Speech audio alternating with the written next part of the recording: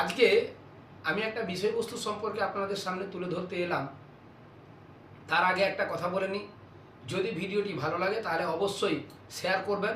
কারণ কি, এই তথ্যটি সবার কাছে পৌঁছে যাওয়ার দরকার আছে।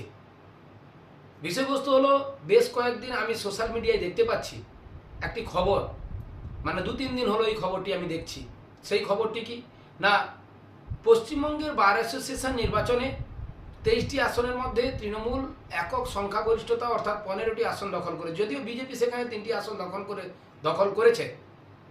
আমি খুঁজতে খুঁজতে এর আসল গল্পে গিয়ে পৌঁছালাম। খুঁজতে গিয়ে যখন আসল গল্পে গিয়ে পৌঁছাই, তখন কি দেখলাম, এই ভোটের ফলাফল এখন বেরোলেও এই নির্বাচন কিন্তু হয়েছিল 2026 সালেই হয়েছিল।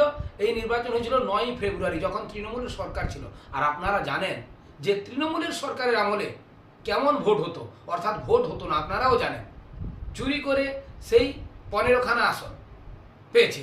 তাতে এখন রেজাল্ট বেরিয়েছে, তাতে অনেক নাচানাচি, অনেক সোশ্যাল মিডিয়া। আসল সত্যিটা দেখানো হচ্ছে না যে এই ভোটটা হয়েছিল ফেব্রুয়ারি মাসে তৃণমূলের আমলে। আমিও অবাক হয়ে গেলাম যে এই অবস্থায় কি করে তৃণমূলকে আরও মানুষ ভোট দেয়, তৃণমূল এত সংখ্যক আসন কি করে জেতে। তাই আপনারা এই ব্যাপারে একদম দ্বন্দ্বে থাকবেন না। এই ব্যাপার নিউজটা ঠিক, কিন্তু সঠিক তথ্যটি আপনাদের সামনে তুলে ধরলাম। নমস্কার।